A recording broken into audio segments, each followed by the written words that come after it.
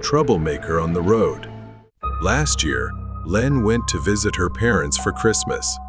Snow had been falling since October, so her father had helped her switch to winter tires more than a month earlier. This made Len think she didn't need to worry too much about road conditions. Len's family had a wonderful Christmas together, but she had plans to go on a trip with a friend the following day. Their flight was scheduled for that afternoon, so she left early in the morning while it was still dark to give herself enough time to prepare for the trip and reach the airport. Unfortunately, Len hadn't paid enough attention to the snowfall the previous night. She realized that winter tires alone might not be enough, but she was determined to get home. On a dark, desolate road about 20 miles out, Len was driving cautiously, and everything seemed fine until she hit a patch of black ice. Len's car spun in one direction and then the other, completely out of control, before coming to an abrupt stop and crashing into a snowbank. Len sighed with relief, knowing she wasn't going fast enough to cause any damage to the car. However, her car was now stuck, with the wheels spinning uselessly in the thick snow. Alone in the dark, she tried to free herself by stepping out and using a flashlight and a small gardening shovel. She had stored in the trunk to dig and place mats under the tires. Her hands went numb from the cold. Suddenly, headlights appeared in the distance, and a large SUV pulled up next to Len. When they stopped next to Len, she noticed they had tire chains, the kind that could get you out of any tricky situation within minutes, especially on harsh snowy days like this. A scruffy, middle-aged man stepped out and offered to help. Len, wanting to get out of the situation, initially tried to decline, but the man insisted, dismissing her efforts as futile. He seemed aggressive and began glaring at her condescendingly, belittling Len for trying to handle things herself, saying she was too small and too weak to deal with anything on her own, and that she wasn't any good to anyone. He opened the trunk of his SUV, pulled out a long chain, looped it around a mounting point under her car's front bumper, and made her hold it while he retrieved something to secure it. As Len held the chain, the man's behavior became increasingly troubling. He kept asserting control over the situation, and his actions grew more erratic. As a foreboding feeling set in, while she began attaching the lock to the chain, Len cautiously noticed the man's hand moving behind his back as if he was hiding something. Len glanced over her shoulder and saw the man swinging something in the air.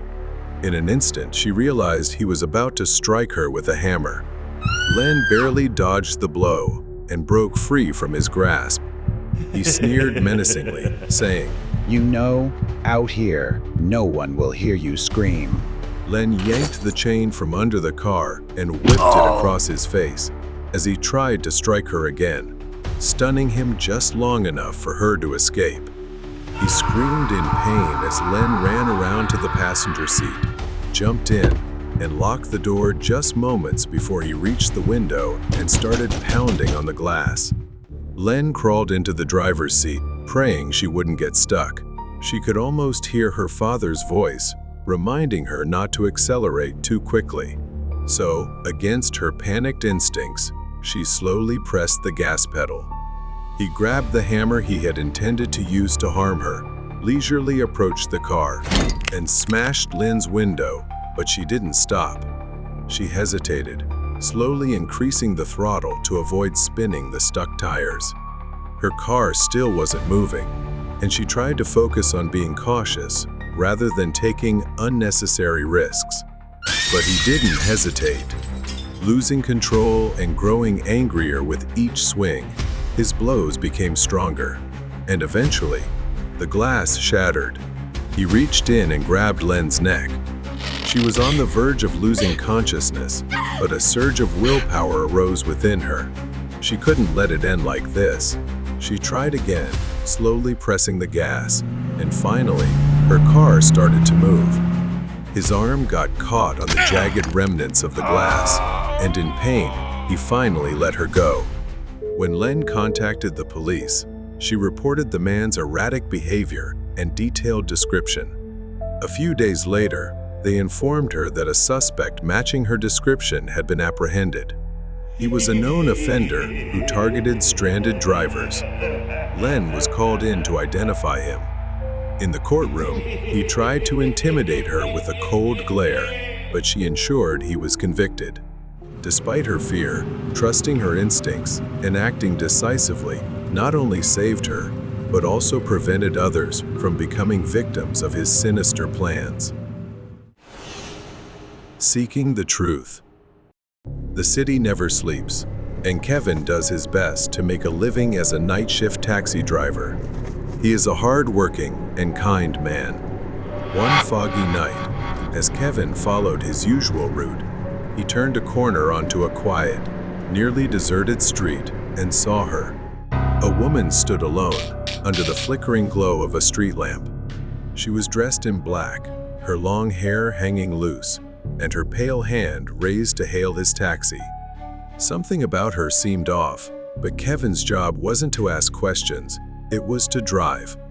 The woman climbed into the back seat without a word, handing him a piece of paper with a hastily scrawled address.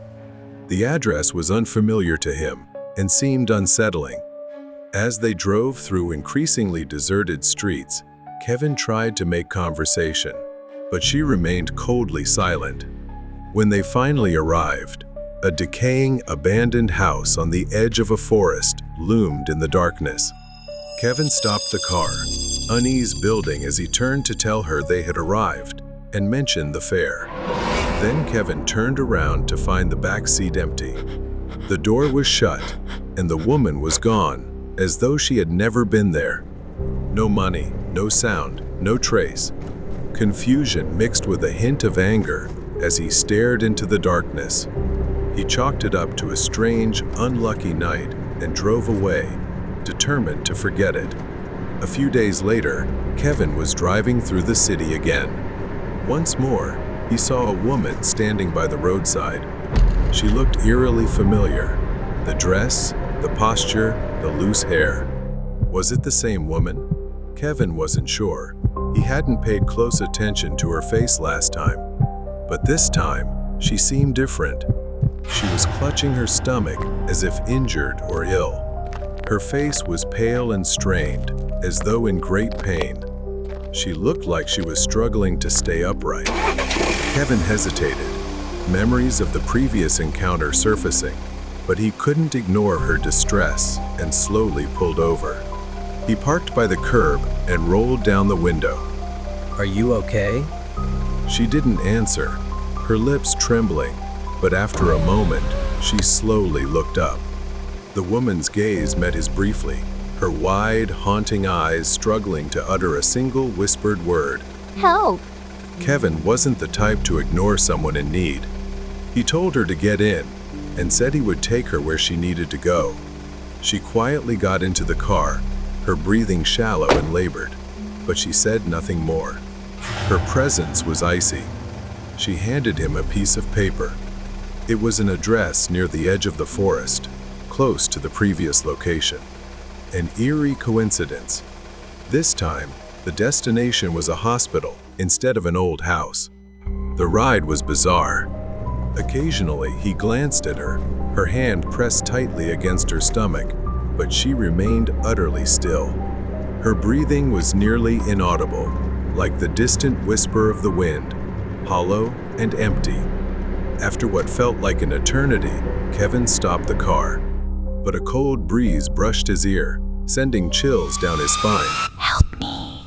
A cold draft swept into the car, making him shiver. When Kevin turned around, the woman was gone. The rear door was wide open, and the seat she had occupied was empty.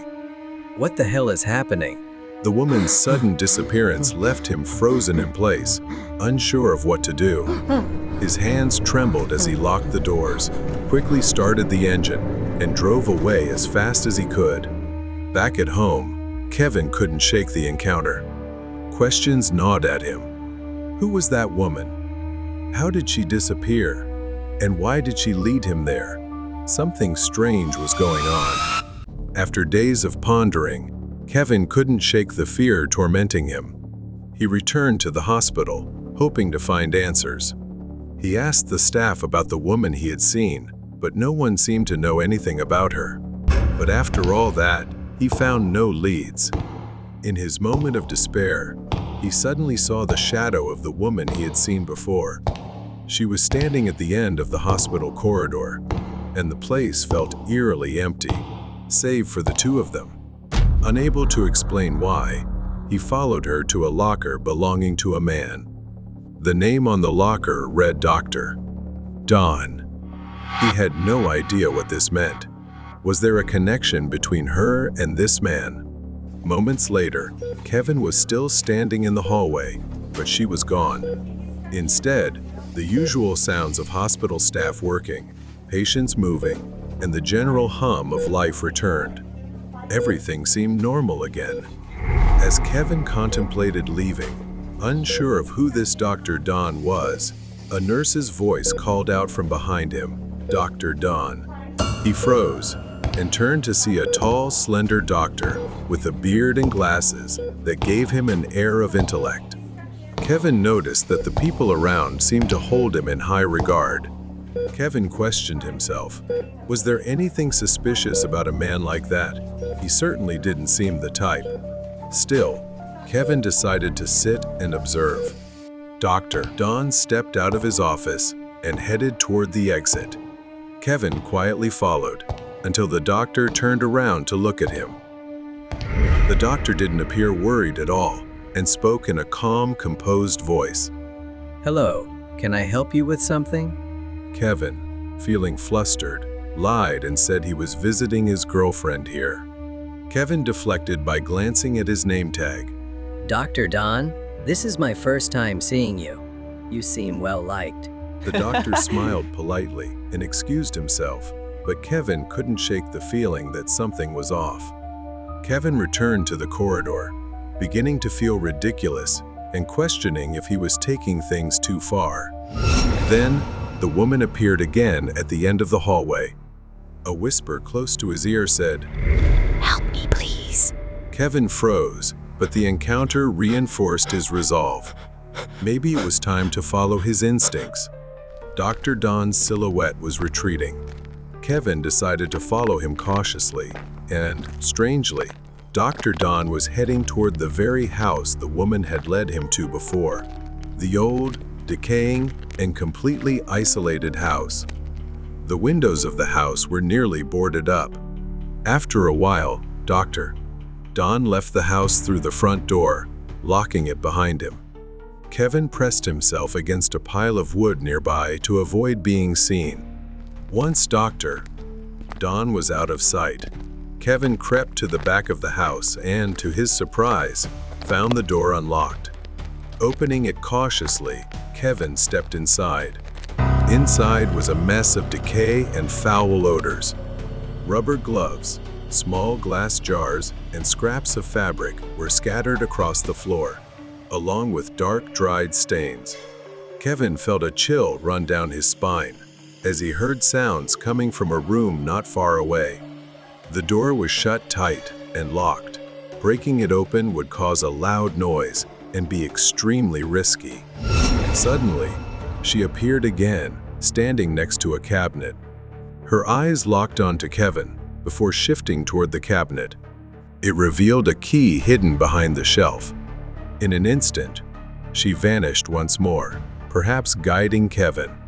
Just as Kevin reached for the key, he heard footsteps approaching. Panicked, he hid in a small cabinet, barely fitting inside before Dr. Don returned. Through the crack of the cabinet door, Kevin saw him open the room and drag out a heavy bag. The doctor retrieved a syringe and a small glass vial, proceeding to do something suspicious. A creak inadvertently escaped from the cabinet where Kevin was hiding. Dr. Don put his tools down and approached the cabinet. Kevin held his breath, preparing for the worst. As Dr.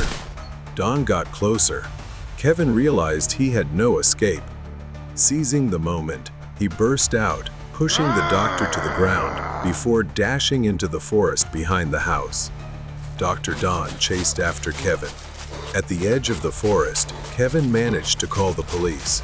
As they ran deeper into the woods, Kevin's years of experience in the wilderness began to pay off.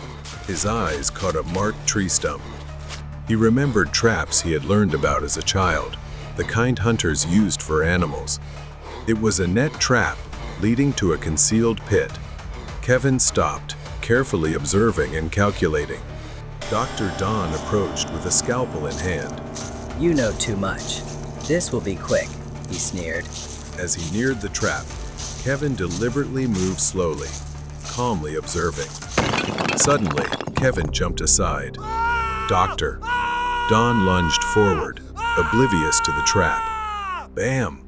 A loud snap echoed as he fell into the concealed pit, screaming in pain. Shortly after, the police arrived and uncovered the horrifying events that had taken place in the house. Doctor. Don's past was plagued by an abusive father. He had built a facade of respectability, but was, in reality, a monster. He would overdose his patients with drugs and record their suffering while laughing maniacally. Many had met unjust ends at the hands of this madman. The woman Kevin had seen was found deceased at the scene. She had sought help, likely for her sister, who had also been held captive in the same house. They had both uncovered Dr. Don's depravity. Kevin was haunted by everything he had experienced.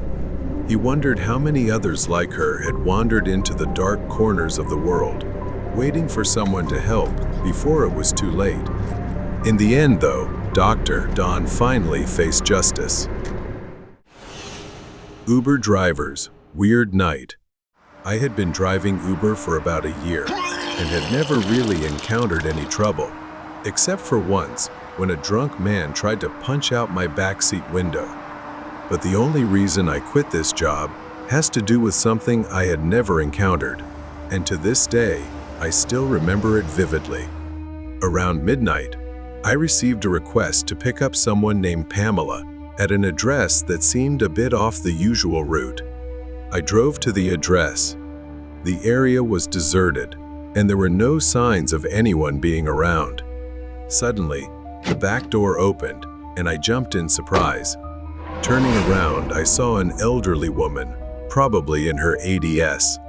At this late hour, it was a bit odd, but I had seen older passengers before, though not very often. She silently struggled to get into the back seat, and I noticed her hollow, empty eyes, as if she had just woken up from a coma and couldn't make sense of what was happening around her. "How's your night, Pamela?" I asked cheerfully and friendly, but she didn't respond. A beep from my phone. A destination popped up. It was quite nearby, but I had never heard of it before, so I felt a little uneasy. I drove, trying to push that strange feeling out of my mind. The city blurred by in a haze. But then, a voice, low and raspy, finally spoke. "Why aren't you taking me to that address?" she said to me. I told her I was taking her there, and it was still quite a distance. I replied, trying to stay polite. But the uneasy feeling, something wasn't right, kept growing. Then she started yelling at me, demanding I stop the car. It felt a bit rude, but what I needed to do now was stay polite. I wanted her out of my car, so I happily complied and stopped. I complied, stopping the car at a quiet corner just a few blocks away. I tilted my head to glance over my shoulder to wish her good luck, as it was part of my daily routine. But when I turned back, Pamela was right in front of my face, just millimeters away, hovering between the two front seats. I froze. Her eyes were white, sunken deep into her face. Her mouth was wide open, gasping for air, as if struggling and laboring to breathe. I stammered, "Pamela, are you okay?" Then her hand touched my shoulder. It was cold as ice, seeping into my skin and bones. Her pupils rolled back into her head, leaving her eyes completely white. My mind couldn't comprehend anything, and I began to fear for my own life. Before I could say anything, she leaned close to my ear and whispered in a chilling voice, "Go to the stairs tonight." I looked at her, confused. Pamela didn't say anything else, then climbed out of the car. I watched her shuffle toward a dilapidated building and disappear inside. I whispered to myself, not knowing what the hell had just happened. That night, I turned off the app and drove back to my apartment. When I arrived at the building, I sat in my car for about 10 to 15 minutes, trying to make sense of the woman's words. Eventually, I calmed down and went inside the apartment. I had just moved into this place because the rent was cheap, and it was an old building. People always complained about the maintenance and facilities. It really needed repairs, but the landlord never cared. I lived on the 6th floor. I went to the elevator and pressed the button, watching the numbers slowly go down.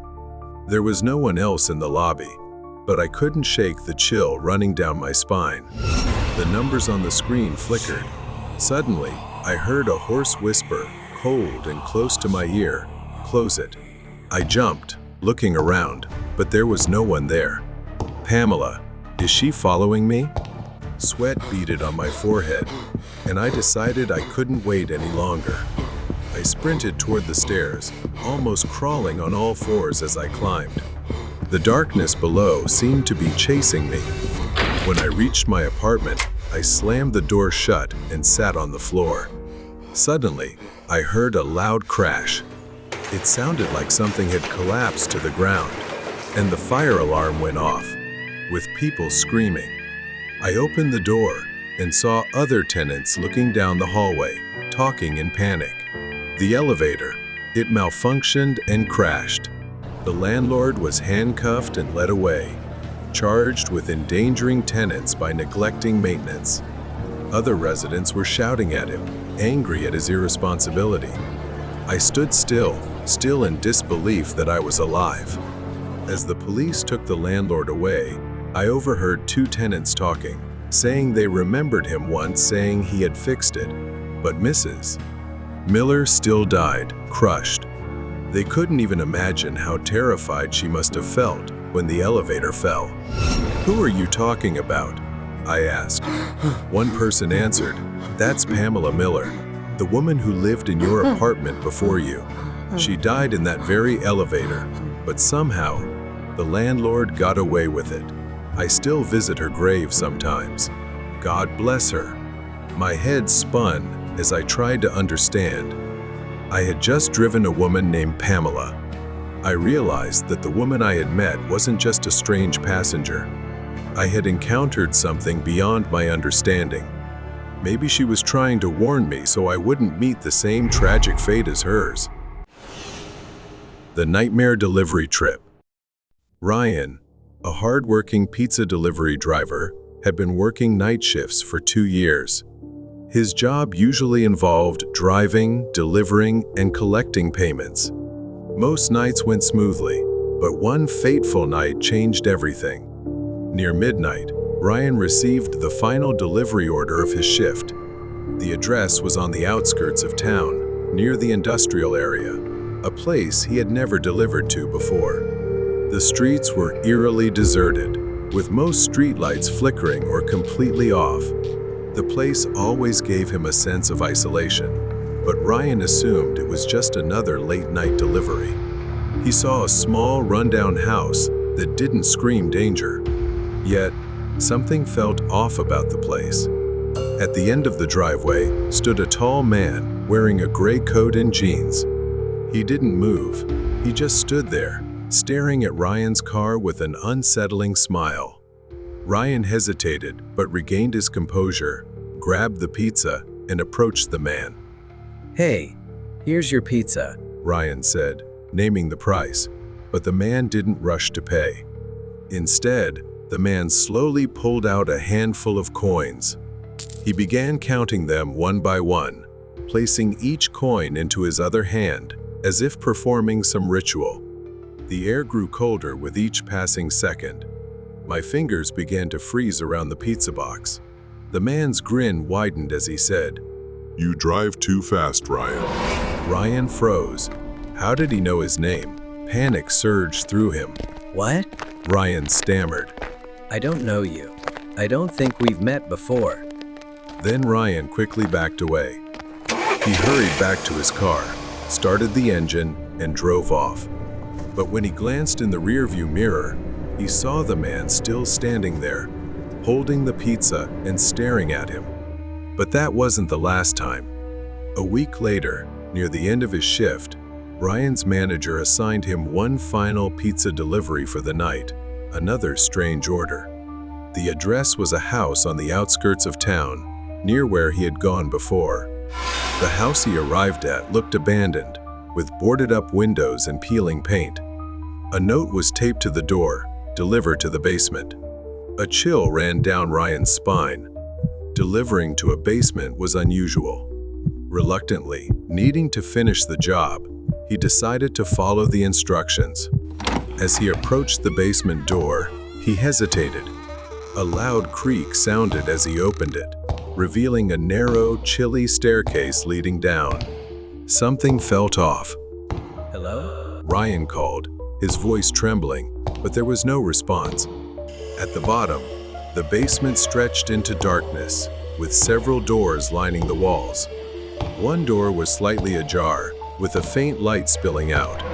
The small room was dimly lit by a single lamp. In the center of the room was a figure of a man, entirely sculpted out of wax.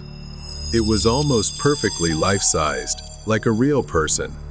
At first, Ryan thought it was some kind of artwork. The figure slumped in a chair, its wax face eerie and lifelike, with deep eyes and a twisted, unsettling smile. The extraordinary detail made him shiver, wrinkles on the skin, hairs embedded perfectly in the wax. But there was something unsettling, a thin layer of moisture on the wax, making it seem as though it was sweating. Ryan placed the pizza box on the table, instinct urging him to leave. But something about the figure drew him closer. As he got closer, he noticed small cracks running along the wax skin. And then he saw it. Beneath one of the cracks was something red, a dark, congealed liquid. He didn't want to think it, but it might have been blood. Then, as he put his hand near the nose, he felt a faint breath. He leaned closer, and that's when he noticed the chest. It was faint, almost imperceptible, but the chest was rising and falling ever so slightly. Ryan turned to leave, but the door slammed shut behind him. Ryan spun around to see a man stepping out from the corner of the room, tall, gaunt. It was him, the man Ryan had met earlier. He wore a dark apron, stained with streaks of wax and blood. In his hand, he held a brush dripping with molten wax. Ryan held his breath as he realized what the man intended. Just as he thought, the figure in the chair wasn't a sculpture but a person, encased in wax, still alive. The man stepped closer, holding the brush like a weapon. You shouldn't have come here, but maybe you'll make a fine addition. Ryan dashed for the door, but the man was quicker, grabbing his arm. His grip was cold and sticky, and Ryan could feel the wax coating his skin. Help me. Ryan turned to see the wax man's lips moving, his eyes darting desperately. It was the first sign of life he had shown. Ryan broke free from the man's grip, grabbed the desk lamp, and smashed it into the man's face. The bulb shattered, plunging the room into darkness. Ryan scrambled for the door, fumbling for the handle. Behind him, the man screamed in pain, and the buzzing in the air turned into a high-pitched shriek. Ryan bolted into the hallway, slamming the door behind him. When he finally made it home, he scrubbed at his skin, desperate to remove the faint traces of wax clinging to his arms. But no matter how hard he scrubbed, he couldn't shake the feeling it was still there. Ryan quit his job the next day and reported the incident to the police. He tried to forget what he had seen, but every night he was haunted by the image of the wax man's eyes. Escape from the terrifying snowstorm night. This happened a few New Year's Eves ago. I was driving to my parents' house to celebrate the new year with them. A simple trip. I was used to long drives. Snow started falling about an hour into the drive. Light at first, but it kept coming until I found myself in the middle of a snowstorm. The highway grew slippery, and visibility dropped to near zero. My car, a small one, wasn't built for driving in the snow. The tires slid even on the smallest incline, and I realized I needed to stop. I texted my parents about my situation to reassure them, but honestly, I wasn't so sure myself. An hour passed, and the snow only got worse. I began worrying about running out of gas or draining the battery by keeping the heater on too long. I kept the engine running, hoping the storm would ease. The wind howled outside. I began to feel the weight of isolation when I glanced in the rearview mirror and saw headlights cutting through the storm behind me. I felt an overwhelming relief as a snowplow stopped beside me. Finally, someone had come to help. The truck slowed and stopped beside me. It was the driver, a man leaning out the window. He was an older man, perhaps in his late 50s, wearing a thick coat and a black knit cap pulled down over his ears. I expected him to say something, but he just stared at me for an uncomfortably long moment. His voice was hoarse, like someone who had smoked for years. Are you okay? He asked. I told him I didn't think my car could handle the conditions, and he said to get in, that he'd take me somewhere safe. He got out of the truck. I hesitated. I didn't know this man, and he seemed a little strange, but he appeared sincere. The storm was relentless, and staying wasn't an option. All right, I replied, then asked if he could take me to my destination. He didn't answer right away, his eyes darting quickly behind my car, as if looking for something. Then, without a word, he told me to get in. The warmth inside the snowplow was a relief compared to the biting cold outside. We didn't talk much during the ride, but as the minutes passed, I began to sense something strange. As I glanced out the window, I realized we weren't heading toward my parents' house. The surroundings looked unfamiliar. A lingering unease crept in. I asked, trying to sound casual, "Are we going the right way?" The driver didn't look at me and said it was a shortcut. At least GPS showed we were going the right way, so I figured I was just being paranoid. I glanced around the truck. Everything was a mess. Empty whiskey bottles and torn maps stuffed into the side compartments. My eyes stopped at something wedged between the seats, a knife, half hidden under the chair. Suddenly, I saw a small house ahead, the only house I'd seen after a long stretch of emptiness. I knew I had to act before something bad happened. A sense of foreboding washed over me.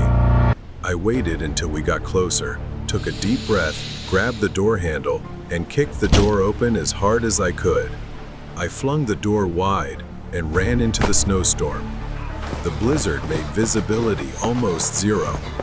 The thick snow slowed my steps, but I pressed on toward the faint light of the wooden house. Behind me, I could hear him shouting, but I didn't stop. The snowplow driver didn't give up. He rummaged through the glove compartment and pulled out a handgun, yelling, "Get back here! You're not going anywhere!" As I neared the house's door, he fired the gun. I thought I'd used up all my luck when the bullet grazed my shoulder, leaving a painful wound. Staggering, I banged on the wooden door, shouting for help. A man appeared with a shotgun in hand. Before I could explain, he seemed to understand and quickly pulled me inside, slamming the door shut. He stayed outside, shouting, his eyes wild and unrelenting. He fired the gun again, the bullet shattering a large piece of the window. The hunter, with no other choice, opened the door and charged outside with the shotgun. The two of them wrestled in the blizzard, the gun falling from their hands. I couldn't just stand there. Before he could act, I picked up the shotgun and aimed it straight at him. As he hesitated, the hunter took the opportunity to tackle him to the snow-covered ground and tied him up with a rope. A short while later, the police arrived, and he was arrested. I was so grateful to the hunter for saving me, and relieved I had made the right decision to jump out of that truck. The final trip. Chris was always aware of the risks that came with being an Uber driver, especially working late at night. But when you're struggling to provide for your family, risk is just part of survival. That night at 10:30 p.m., Chris accepted a ride request from a quiet suburban neighborhood. The passenger was a man named Calvin. When Chris arrived, he saw the man wearing a hoodie, avoiding eye contact. He hesitated for a second, but brushed off the unease. He had picked up hundreds of passengers before. That was his first big mistake. Calvin got into the car with barely a word, pulling his hood lower to obscure his face. Calvin said nothing, staring out the window, making Chris uneasy. He tried not to think too much about it and focused on the road. But as the road stretched on and the streetlights grew sparse, his anxiety deepened. They were heading toward a more isolated area. Suddenly, Calvin leaned forward and pressed something cold and hard against the back of his neck. It was a gun. He growled, Take the next exit, and don't ask any questions. Chris's breathing grew rapid, his knuckles turning white against the steering wheel. I have kids, He stammered. Please, man, take whatever you want. The car stopped in a deserted clearing. Calvin ordered Chris out. He shut off the phone and took the car keys. Desperation set in, but Chris refused to give up. The ground beneath him was wet and uneven. Cold sweat mixed with rain on his skin. Calvin pressed the gun into his back, motioning for him to walk toward the woods. At a clearing, he rifled through Chris's belongings, searching for anything valuable. He found some cash but grumbled that it wasn't enough before continuing to search. Chris saw his chance. With one swift motion, he pulled a can of pepper spray from his jacket pocket and sprayed it into Calvin's face.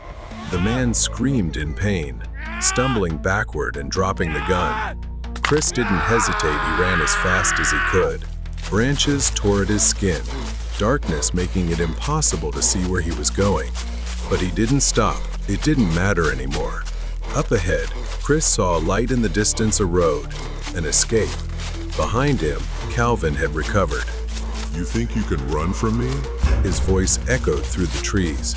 Another mistake happened. Chris, too focused on looking back at his pursuer, tripped over a hidden rock and fell to the ground. Pain shot through his ankle. Before he could stand, Calvin grabbed his hair and yanked him back. Chris fought back, struggling against the grip. Please don't kill me. I've given you everything I have. But instead, Calvin slammed him against a tree. Racked with pain and hopelessness, Chris collapsed, his vision blurring. He wished for anyone to save him, but maybe this was his chance to save himself.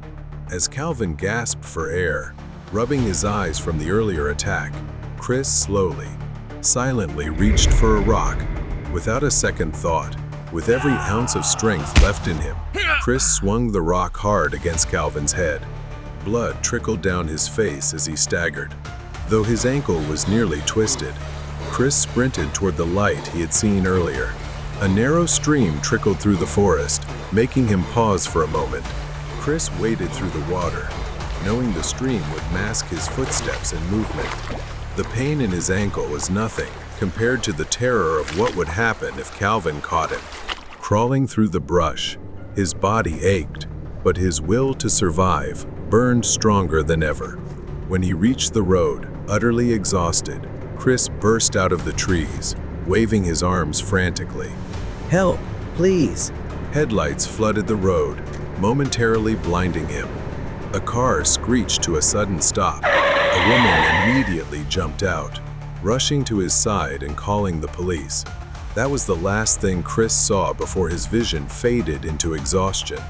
Now safe, Chris was able to help authorities piece together the case against Calvin, leading to his arrest and trial. Despite his injuries, Chris was grateful he had survived. He would see his family again. The final trip. Christy was an Uber driver. She enjoyed the flexibility it offered her, but she was also aware of the risks. Many people warned her that Uber might not be a safe job for a woman. She had never been scared and didn't believe such situations were real. But when you're the mother of 3 kids and struggling to give them a good life, you take risks. One night, Christy experienced a harrowing situation that proved all the warnings she had received were true. That night, at 10:30 p.m., Christy accepted a ride request from a quiet suburban neighborhood. The passenger was a man named Calvin.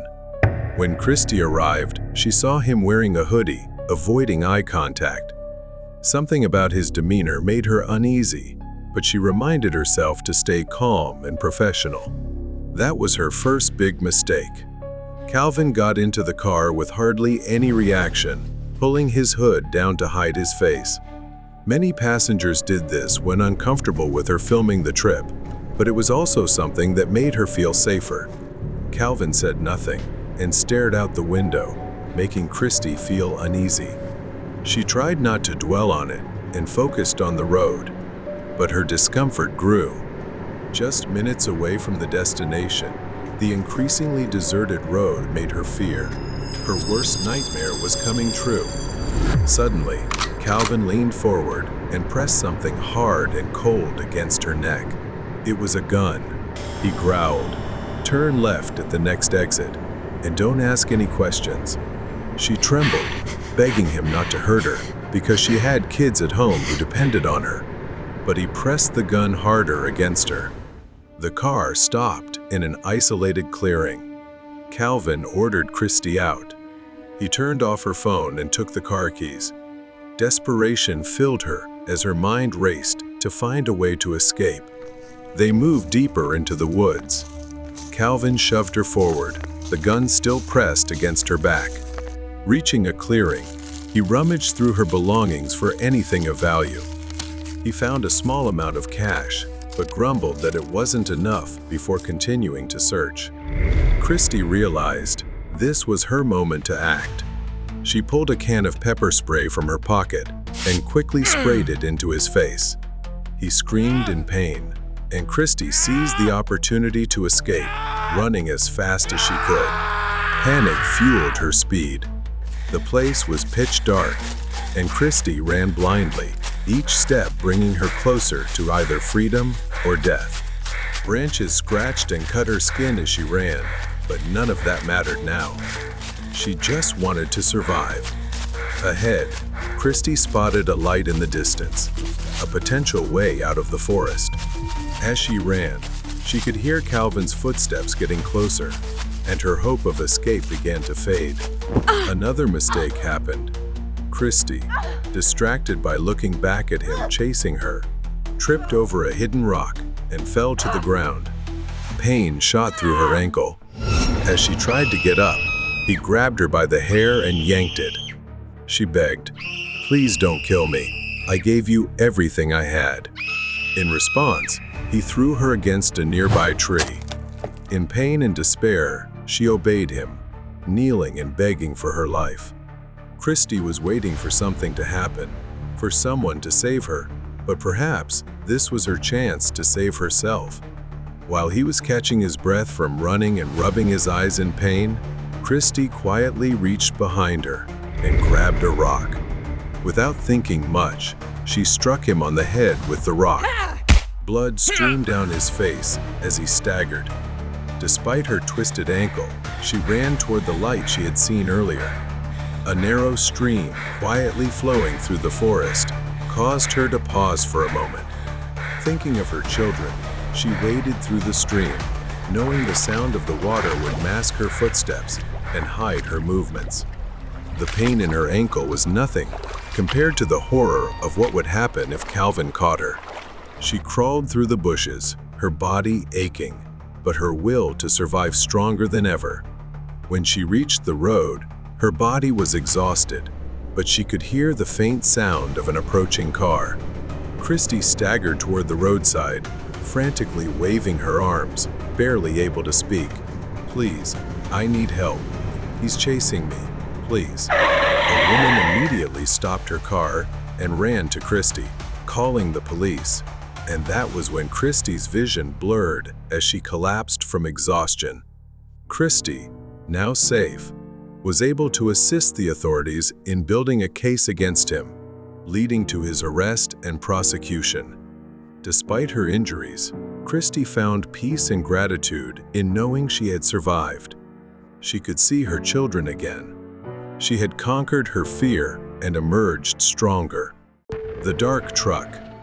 Jack Carson, a rough-mannered, long-haul truck driver known for taking jobs no one else wanted, embarked on a long journey down an infamous, desolate road. His truck was tightly sealed, labeled only as medical supplies. The highway stretched endlessly, eerily quiet, with no signs of life except for the occasional rustling of dead trees in the wind. It was the kind of road you only took if you absolutely had to. Jack stopped at a solitary, dilapidated rest area. He stepped out for a smoke, the silence pressing on him like a physical weight. The wind carried faint, eerie whispers. Jack couldn't tell where they came from, but as he looked around, there was no one in sight. As he leaned against the truck, breathing in the air, a soft yet menacing voice whispered in his ear. You will die, as I did. Startled, he turned around, dropping his cigarette, but there was no one there.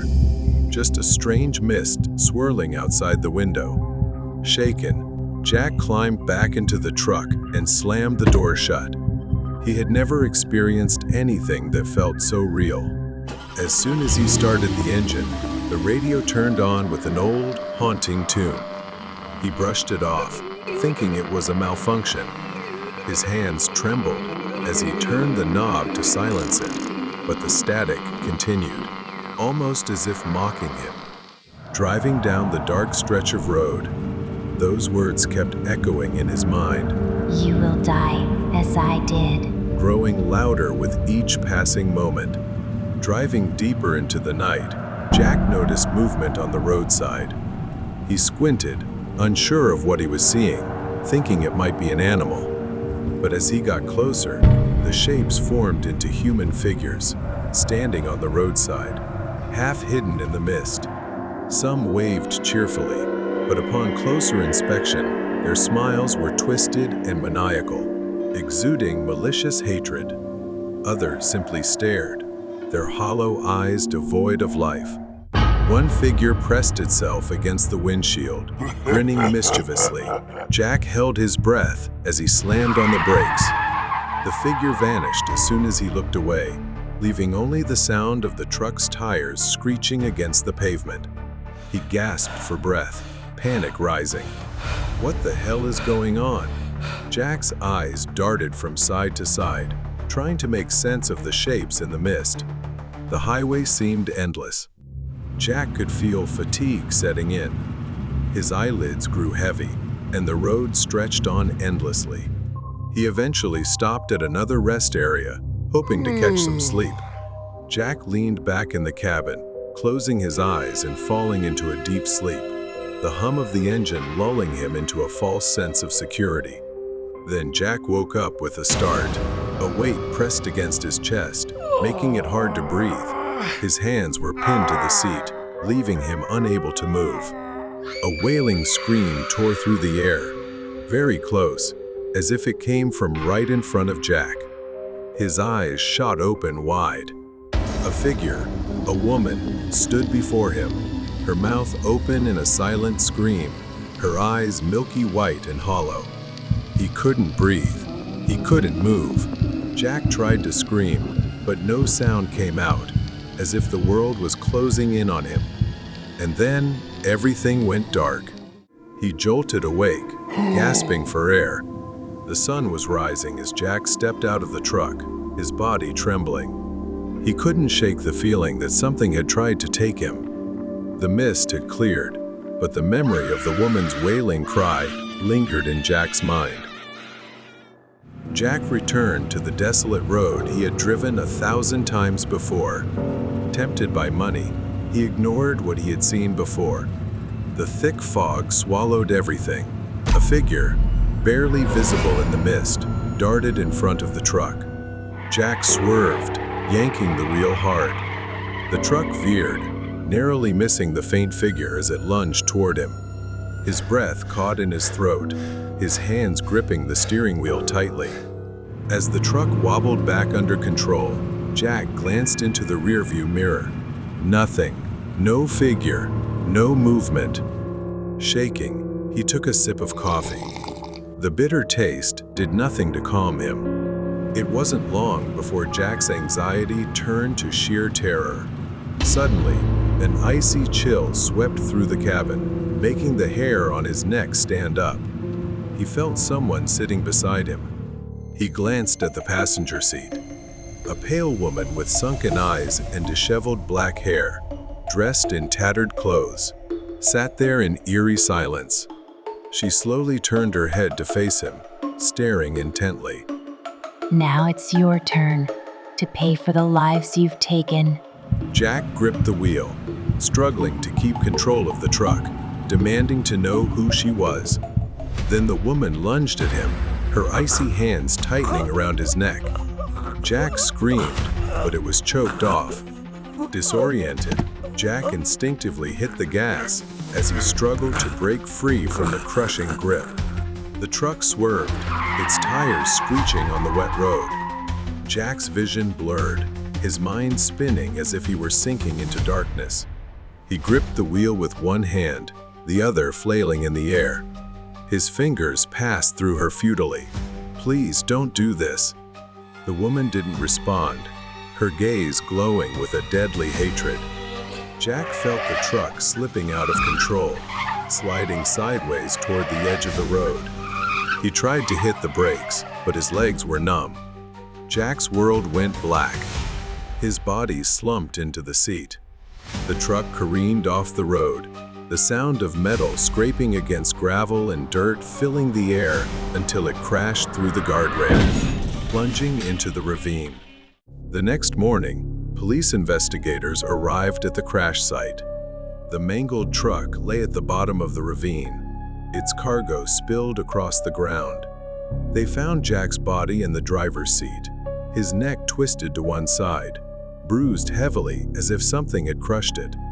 Investigators and forensic teams began examining the wreckage. Beneath the layers of cargo, they uncovered sealed containers marked with warning labels. Then they uncovered a horrifying truth. Hidden among the legitimate goods were human organs. Jack wasn't just a truck driver. He was a trafficker of human organs, disguised as a legitimate cargo hauler. As the investigation unfolded, it revealed an illicit network that Jack was a part of, operating under protection for years.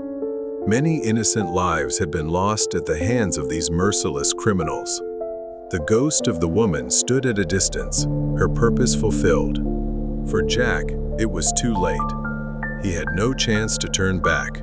He had faced the consequences of his actions. The Uber driver's nightmare trip. The Uber nightmare, it was just another night on the job. Not that I enjoyed these late shifts, but my rent was due in a week, and I'd already spent all my money on new tires and an oil change. I'd been driving every night. I really hated driving at night. The fog, the isolation, it always gave me chills. I had just dropped off a drunk couple from a bar when my phone buzzed, signaling the next ride. As I drove to pick up my next passenger, I noticed it was the exact spot where I had picked up the couple just half an hour earlier. I figured it was just a strange coincidence. I stopped at the pickup location but didn't see anyone. The fog had thickened, as if swallowing the entire street. I honked the horn and glanced around to see if anyone was coming, but there was no one. I quickly checked my phone to confirm the pickup spot on the app. Just as I was about to double-check the app, My back door suddenly opened, and my heart nearly jumped out of my chest. I let out a nervous laugh, even feeling a little embarrassed. It was a man.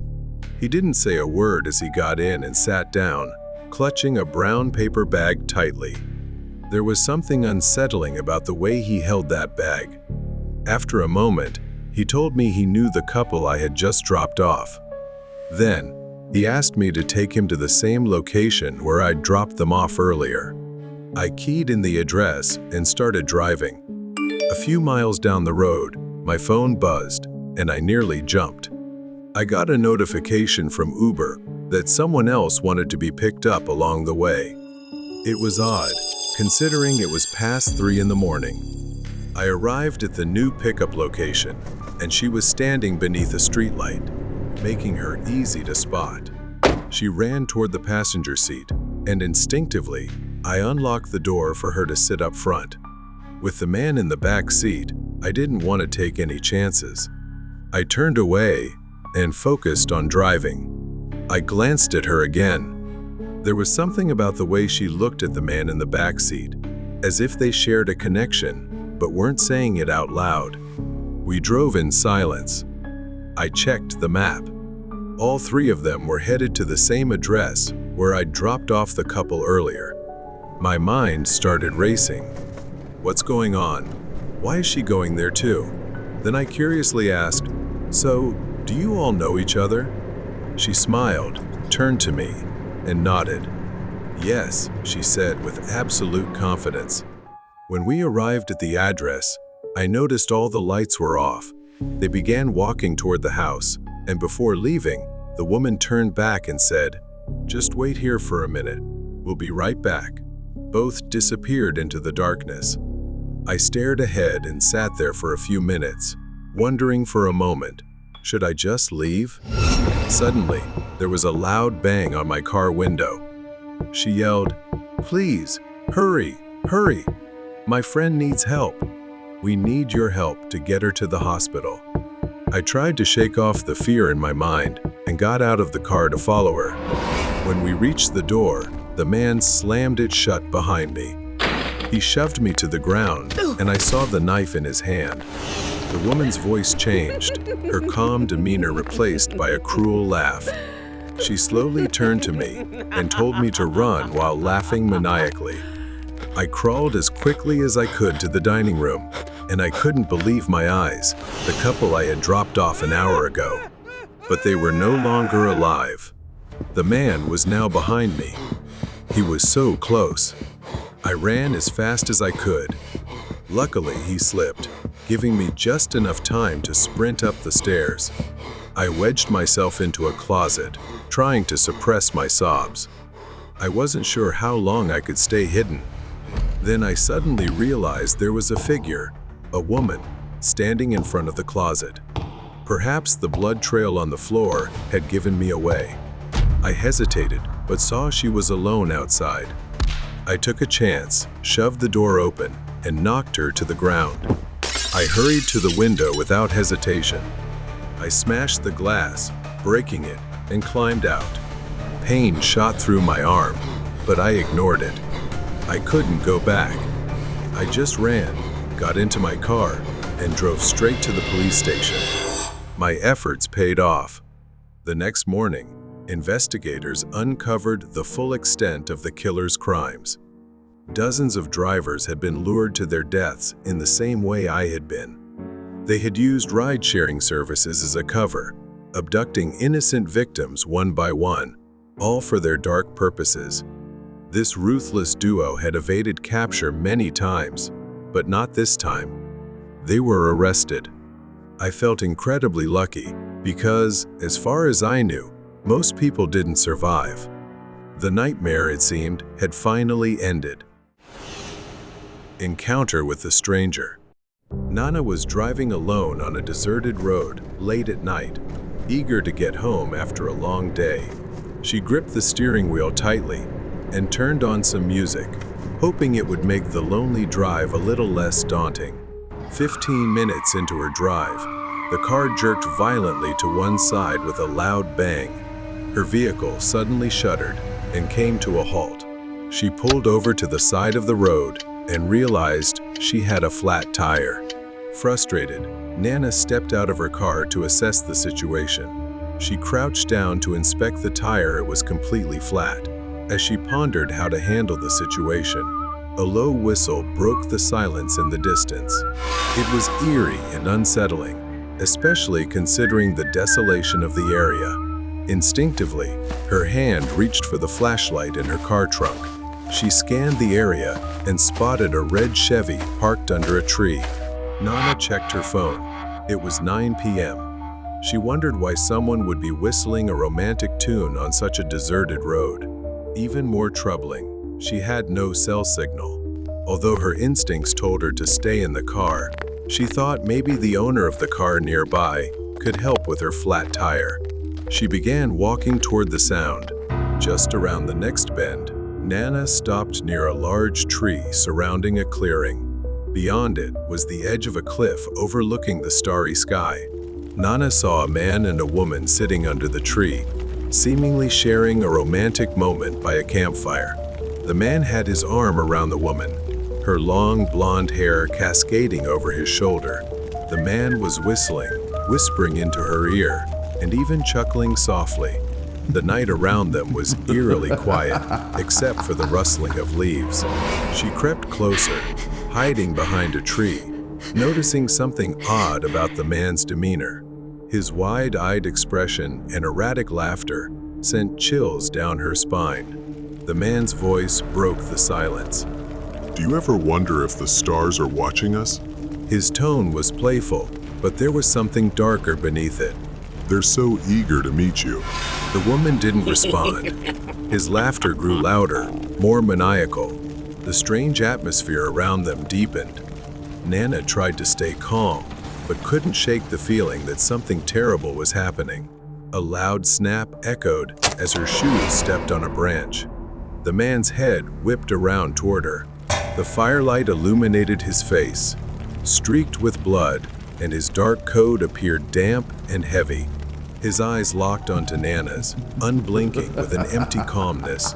A crooked smile stretched across his lips, as if he knew something. "Don't be afraid, little girl." Suddenly, he wrapped his arms around the woman and shoved her onto the ground. Her face finally revealed. Her pale face was streaked with congealed blood, her lifeless complexion suggesting she had been dead for hours. Nana stumbled backward, her flashlight trembling in her hand. The man's crooked smile widened as he stepped forward. Wait, He said, I won't hurt you. but his actions betrayed him. The man began sprinting toward her with terrifying speed. Nana ran back to her car, locking herself inside just in time, but the man stopped in front of her window. He peered inside, tilting his head unnaturally, his smile haunting. Then he raised a claw hammer in his hand and swung it at the window. She had never felt death so close. He raised the hammer again, and she knew the glass would shatter this time. But then headlights from a car suddenly illuminated the road. Distracted for a moment, the man turned and walked into the forest, leaving Nana terrified. Nana knew this was her only chance. She stepped out of the car, mustering all her courage, and flagged down an older man driving by, begging him to take her to the police station. The man was later caught in another state after attempting to abduct another victim. His name was Marty Caldwell, a psychiatric patient. He believed himself to be a messenger of the stars, tasked with purifying souls by ending their lives. Nana felt incredibly lucky. If not, she might have met the same grim fate. The deadly delivery. Have you ever felt like this might be the moment you die? If not, consider yourself lucky, because that's exactly what happened to me last week. I work at a local pizza shop.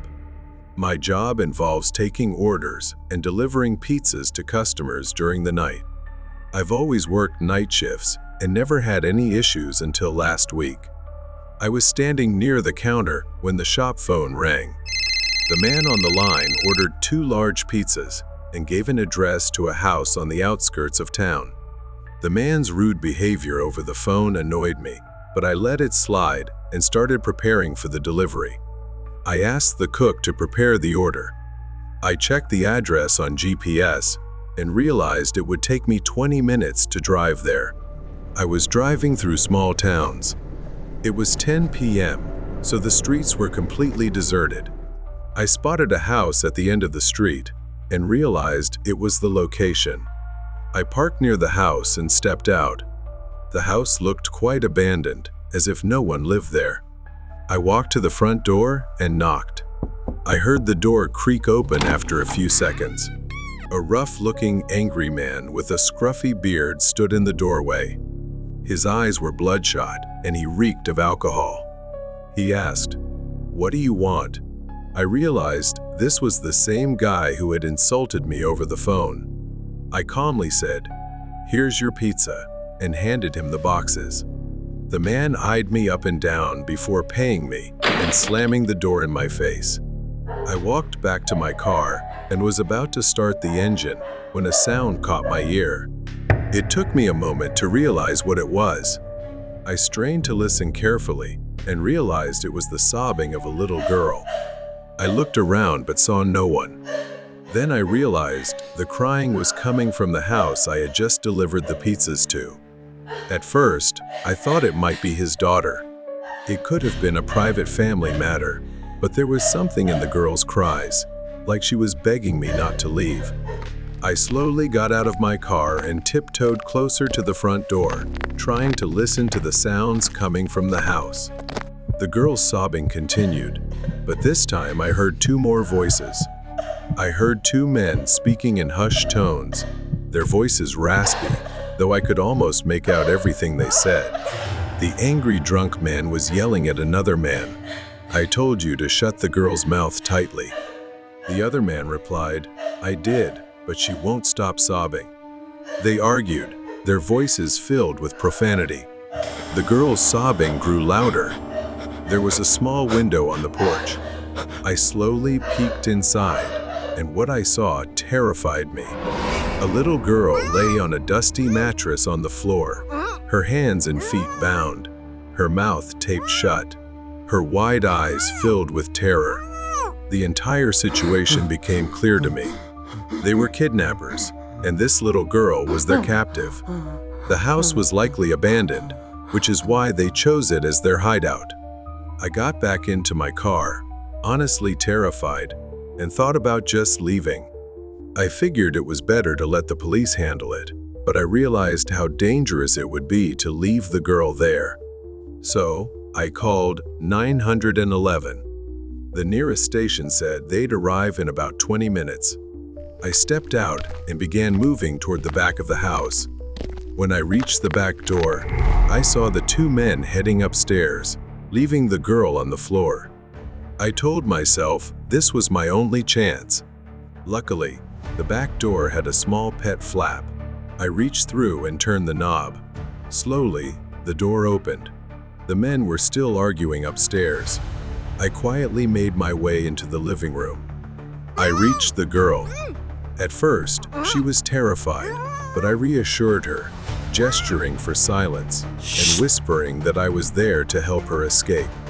I told her the police were on their way. She nodded tearfully. I started untying her, but suddenly I heard hurried footsteps. It was one of them. I immediately picked the girl up and began running toward the door. The bastard pulled out a large knife and chased us. As I neared the exit, he stabbed me in the leg. I screamed in pain, but I couldn't stop. The girl began crying and screaming in fear when she saw blood pouring from my leg. I held her tightly and ran as fast as I could. The streets were empty, and the next house was far away. I knew I couldn't make it that far. I prayed to God, begging for the police to arrive before they caught us. My hope of survival was slipping as I began to lose consciousness, but then I saw red and blue lights coming toward us. The sound of sirens made me breathe a sigh of relief. I passed out. I spent a week in the hospital. The police reunited the girl with her parents and arrested the kidnappers. The doctor told me I might have a limp for the rest of my life, But when the little girl visited me in the hospital, her smile and the happy tears on her parents' faces made every bit of pain worth it. I was happy to have saved a child's life that night, delivering pizza. The price of the silent one. I glanced at the clock. It was past midnight. I thought it was time to head home. I left the lab late one evening after a long day of experiments. The night was dark, the streets deserted, and the cold air biting at anyone daring to venture out. The road was empty, and the only sound was the distant howl of the wind. As I drove, I suddenly noticed something moving by the roadside. A figure, a girl, walking alone in the desolation. She seemed disoriented, wearing a red coat, her head bowed, and her posture rigid, standing out under the dim light. Something about her felt off, so I slowed my car and came to a stop. I asked her if she was okay. "Do you need a ride?" The girl didn't reply. She kept walking, her steps slow, as if she didn't even notice my presence. Finally, the girl stopped, and she slowly turned around. She had a beautiful face, but her skin was deathly pale, with an expression of anguish, as if she had forgotten how to smile forever. She asked for a ride and said she was on her way home. I politely hesitated at first, but then I agreed to give her a ride. I drove along the dark road as the girl sat silently in the back, staring out of the window. As I drove through the town, approaching an old cemetery, the girl's behavior suddenly shifted. She began to grow increasingly agitated. Suddenly, she started clawing at the car window with her nails, screaming hysterically as if she were desperate to escape. She shouted, "Let me out! Let me out!" Panicked and unsure what was happening, I scrambled to unlock the door. She flung the car door open and bolted towards the cemetery. Her speed was unnatural, almost too fast, disappearing into the night. I got out of the car, calling after her, but she was gone, leaving me standing alone in the eerie silence of the darkness. Confused, I drove away, chalking the incident up as nothing more than a strange encounter. A few nights later, I drove home along the same route, but every night, something strange and puzzling happened. I encountered her again, asking for a ride. Each time as we neared the cemetery, she would scream, louder than before, and run into the darkness. It was like a looped tape, ending in terror every single time. My curiosity grew, and I began to wonder if I was witnessing something from another world.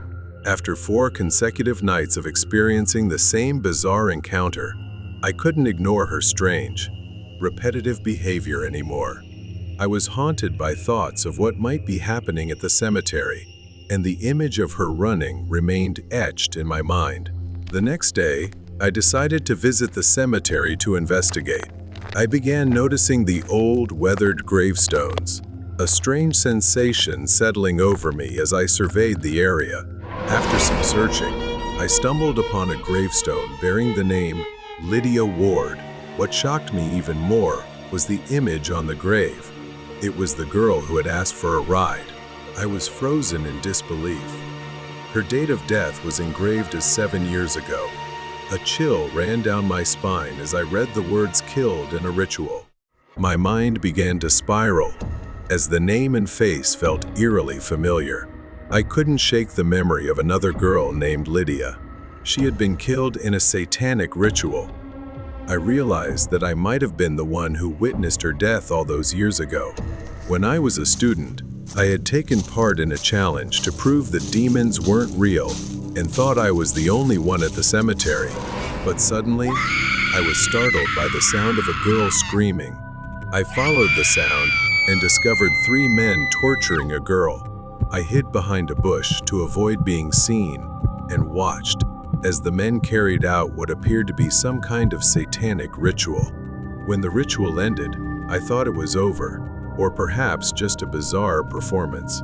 Then, I saw the men sacrifice the girl, one of them holding a knife, attempting to take her life. I couldn't think of anything. I was terrified and quietly ran away. I acted like a coward, staying silent to avoid getting myself into trouble. My thoughts are now clouded by guilt and confusion. I was one of the last people to see Lydia alive. I feel responsible for not doing more, for not intervening when I saw her that day. I spent the next few days researching Lydia's death. I dug through old police records, spoke to former classmates, and visited the university archives. I discovered that Lydia's death was a tragic and mysterious event. Some students at the school had joined a cult-like group that conducted rituals in the cemetery, and Lydia was their victim. Although the police investigated, no one was convicted. My guilt grew as I realized that I had been there that day but was too afraid to intervene. Perhaps that's why her spirit has come to me. As I dug deeper into everything, I began experiencing strange occurrences. I constantly heard whispers in my home, and at night, Lydia appeared every night, standing at the foot of my bed with her sunken, sorrowful eyes, her mouth whispering softly. My room always felt cold, the air thick and heavy, as if her grief was pressing down on me. I began to wonder if Lydia's spirit was trying to tell me something. Perhaps her murder was tied to a larger conspiracy, and only I could uncover the truth. I returned to the cemetery. I felt her presence guiding me, leading me to a hidden spot behind an old mausoleum. I discovered numerous symbols etched onto the old stone walls and trees surrounding the cemetery. They resembled symbols used in ancient satanic rituals. My hands trembled as I took photos. The cult had used this place. Lydia had died here, sacrificed to summon whatever they worshipped. Piecing together everything I knew, I realized that Lydia's death was only part of a larger ritual that was taking place. The cult had used the lives of innocent people to summon dark forces, and Lydia was the final sacrifice. Overwhelmed by the truth, I knew I couldn't let this mystery remain hidden and unanswered any longer. I finally gathered enough evidence, photos, documents, symbols, to bring to the police and share what I had hidden and discovered. I knew that my actions were the only way to free her soul. The police finally launched a comprehensive investigation into the cult's activities, arresting several former students and members who had participated in the rituals. In the end, justice was served for Lydia, and her soul could finally rest after 7 years of torment. In the final moments, I visited Lydia's grave once more.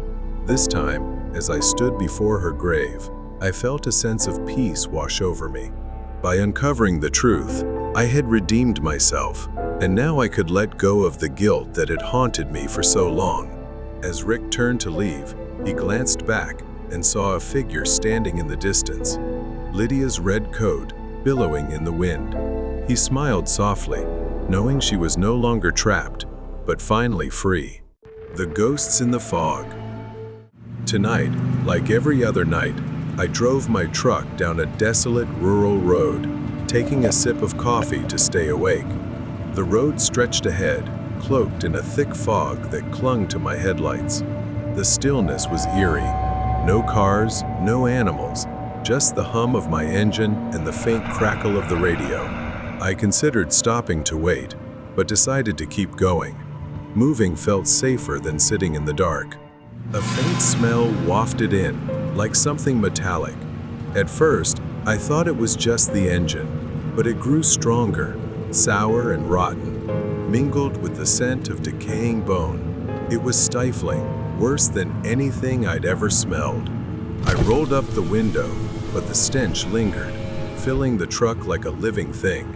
My stomach churned violently, and I pulled over to the side of the road. I stumbled out of the truck, gasping for fresh air, but the stench clung to me, lingering in the air. Unable to bear it any longer, I began vomiting. Once I was done, I quickly covered my nose as the smell still hung thick in the air. As I straightened up, I noticed movement ahead, a figure limping across the road, slow and deliberate. The figure was a man. He wore a torn white shirt and black trousers, the fabric old and frayed. I froze, watching him cross the road, oblivious to the faint presence of my truck. His head was slightly bowed, his face obscured by the fog. I climbed back into the cab, intending to approach him. As I drove closer, my headlights illuminated the road ahead, revealing more figures emerging from the fog. All dressed in old-fashioned clothing, moved disjointedly. They limped in unison, heads bowed. They didn't seem to notice me or each other, moving toward the darkness on the other side of the road. I kept driving. Then, from the same direction, a smaller figure appeared, a child, maybe in their early teens. The dense fog surrounded him as he stood motionless on the road, head bowed. Uneasy, I thought the boy might need help. I stopped the truck and stepped out once more. I approached him. "Do you need help?" I called, my voice trembling despite my best efforts to stay calm.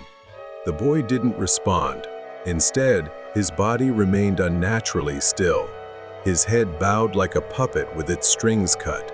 A heavy silence blanketed the road. I swallowed hard and took another hesitant step forward.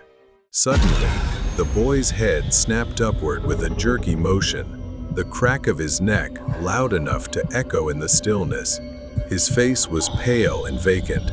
I stumbled backward as he tilted his head, as if studying me. Then an impossibly wide mouth opened, a gaping maw that hissed a single word. "You won't escape!" Before I could react, he lunged forward, his icy hands clamping around my leg like a vise. He tightened his grip further. I kicked desperately, trying to break free. Pain shot through me as my knee hit the road. I clawed at the ground, panic surging through me. With all my strength, I yanked my leg free and scrambled backward. My hands and knees burned from the sharp gravel, but I didn't care. All I could think about was escaping. The boy stood and started running toward me, his arms flailing and legs bent at unnatural angles. I stumbled toward the truck, with him right behind me. I dove into the cab and slammed the door shut, fumbling with the lock. His scream was deafening, shaking the truck's windows. His grotesque face, with its gaping mouth, pressed against the windshield. His hands slammed against the glass, leaving smears of something dark and viscous. Trembling, I turned the key and slammed my foot on the gas. The truck lurched forward, throwing him off the hood. His twisted body writhed as he stood back up. In the rearview mirror, I saw him standing in the road, surrounded by other nameless figures emerging from the fog. The road stretched endlessly ahead, the fog growing thicker. They stood motionless, watching as my truck sped into the darkness. The road stretched ahead through thick fog. I couldn't stop thinking about the faceless figures I'd seen before. Days had passed since I escaped the boy in the fog. Their hollow presence, the way they lunged toward me. It felt like they were still out there, just beyond the reach of my headlights, waiting for me. But I couldn't turn back. My delivery had to be made, and this was the only road. Then that smell hit me again faintly at first. Metallic, but quickly turning into a stench, sharp and rancid, like rotting meat. My stomach twisted as I tried to breathe through my mouth, but it was no use. Ahead, my dim headlights illuminated an old sign by the roadside. It swayed lightly in the wind, its paint cracked and faded. Danger, though at the time, I had no idea of its significance. My headlights flickered briefly, catching the silhouette of a figure in the distance. I slowed the truck, squinting to see the figure more clearly. It was a man, limping across the road, his form distorted by the fog. I hesitated, unsure whether to stop. Then another figure appeared, and another. All of them moved in the same direction, heads bowed, their movements unnervingly stiff. I continued driving slowly, keeping my distance. The figures kept crossing, oblivious to my truck, disappearing into the fog on the other side. I gripped the wheel tighter. "Just people," I muttered, trying to calm myself. "Just people." Then my tires hit something wet and slippery, causing the truck to swerve. I slammed on the brakes, and then I saw it. A black, wet streak stretched across the asphalt. I stepped out of the truck, the freezing air biting at my skin. The stench hit me, a wave of nausea roiling my stomach. Ahead, the trail led to the carcass of an animal, its body decayed and rotting. Flies buzzed frantically around it, staining the road with wide, dark streaks. I was about to leave, but then something caught my attention farther down the road, shapes moving in the fog. A group of people stood by the roadside. Their movements were strange, unnatural. The next sound that reached me was growling, and perhaps chewing, as if they were gnawing on something. The fog thinned enough for me to see them clearly. I didn't know what they were, but they resembled the things I had seen before, only much more terrifying. Horrifying hollow cavities gaped on their faces and bodies, oozing a black, tar-like fluid. Some of them hunched over another animal carcass, gnawing on its remains with clawed, deformed hands. My gasping breath broke the silence. Then their movements suddenly slowed to a halt. For a moment, I froze, and the others followed suit, all raising their heads in unison. They were looking at me. Then they began running, charging toward me.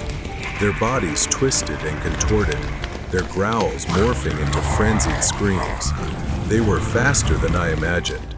I stumbled, fumbling for my keys as I turned back toward the truck. The keys slipped from my hand and fell. I was only a few steps from the truck when something grabbed my leg. I fell hard, hitting the ground. One of them had grabbed my leg. My foot was slick with its slimy grip. In a moment of desperate panic, I twisted and kicked with all my strength to break free. I staggered to my feet and bolted for the truck. I slammed on the gas, speeding away from those grotesque creatures. I didn't stop. My hands ached. The road stretched ahead, silent. In the rearview mirror, all that remained was an empty highway. I swore I would never take that road again. I silently thanked whatever force had kept me alive. The truck driver's scary encounter. The night was quiet, and I was out making overnight deliveries. Miles of open road stretched before me. I glanced at the clock. It was around 2:00 a.m. I decided to stop at a truck stop to refuel and use the restroom, knowing I wouldn't have another chance for quite a while. The truck stop was deserted, except for a few empty trailers parked nearby. I filled up my tank, breathed in the fresh night air, and then headed to the restroom. The stillness was unsettling, a strange quiet that made me feel restless. With a full tank, I climbed back into the truck, heading toward a stretch of road that would take me through dense woods.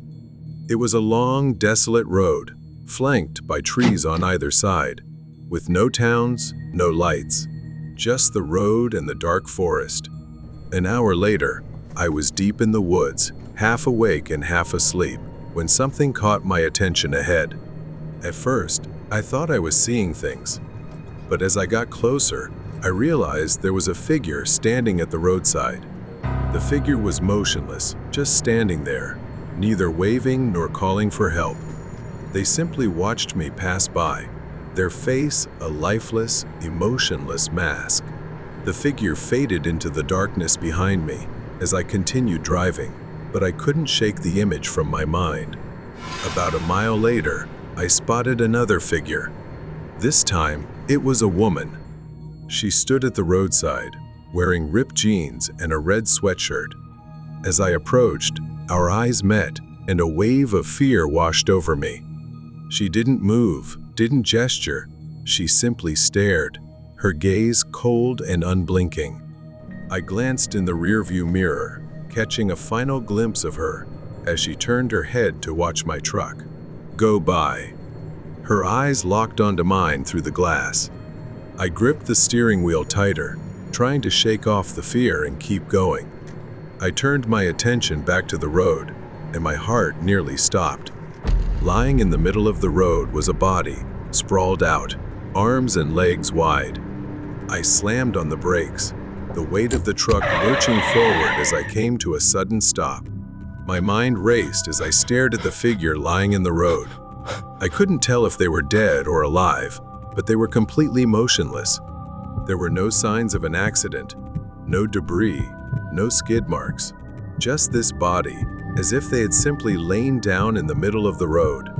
I felt the need to go outside to check on them. The forest loomed on both sides, dense and dark, and I couldn't shake the feeling that I was being watched, that there were eyes lurking in the shadows, just beyond the reach of the headlights. I slowly maneuvered the truck around the body lying in the road, my heart pounding, my mind swirling with doubt. Maybe I should stop and check, just to make sure they were okay. I parked the truck a short distance away, and reluctantly, I stepped outside, but there was something about the way they were lying. I was almost there when a horrifying realization struck me. The body was no longer lying on the ground. It was standing upright, staring directly at me with empty, soulless eyes. That figure took a step forward, his movements jerky. Perhaps that was when I realized I had been lured into a trap. I turned to run back to the truck, but the figure lunged forward, moving quickly, intent on hunting me. I had no choice but to flee into the woods. Then I stumbled and fell hard to the ground. A sharp pain shot through my ankle as I tried to get up, but that figure had come closer, a malicious look on their face. I grabbed a fairly large broken branch and held it out in front of me as he slowly approached with a sinister smile. I fought back with everything I had, but he was very strong, moved quickly, and was brutal. When he kicked me in the hip, I staggered backward. I thought everything was over, but a loud explosion echoed through the trees. I followed his gaze and saw a hunter standing nearby, his rifle aimed directly at my attacker. Under the dim moonlight, the hunter's tough and determined face pulled the trigger. The attacker staggered back, clutching his shoulder, dazed for a moment. The attacker staggered, trying to flee, but he was no match for the hunter. The hunter quickly seized him, easily subduing him. He started pulling out his phone and calling the police. I fell to the ground, relief and exhaustion washing over me at the same time. Soon, the flashing lights of police cars cut through the darkness, illuminating the forest.